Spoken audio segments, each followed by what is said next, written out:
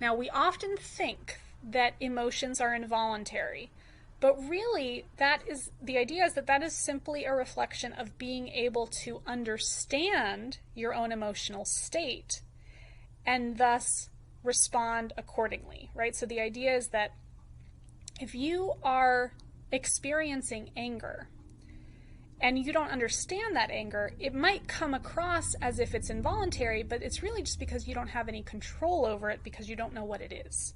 Whereas if you're experiencing anger and you understand it, you understand what it is in response to, and you understand why it is emerging, you are much more likely to be able to control that anger and thus experience it as a voluntary occurrence, right? You can choose to think about something else, right? But you're only able to make that choice because you have an understanding of what's going on, right? So the idea is that emotions are active engagements. It simply requires, practice, being able to understand them as such, right? So partly, right, they are voluntary and partly involuntary because, again, there is that response that comes up, but we can learn how to voluntarily respond differently to it, right?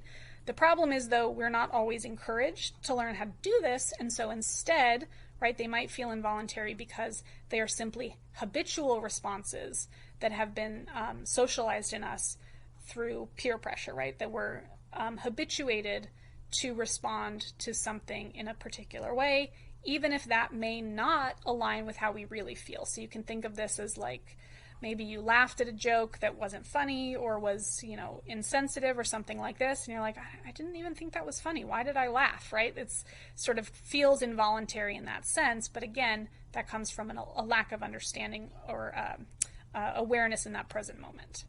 And because of these things, right, because emotions don't happen for no reason, they're very important, right? Not just because having an emotional range and experience can give an intrinsic meaning to our life, but because emotions literally have helped us to evolve, right? They've played an instrumental role in human survival.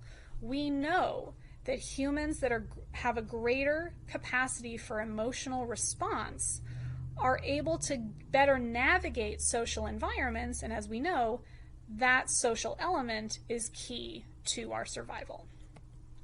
Right? And so again, the problem is going to be not just that we sort of put down emotions, but that we're actually taught to suppress them, which gives rise to a myth that we can actually exist in an emotionless state.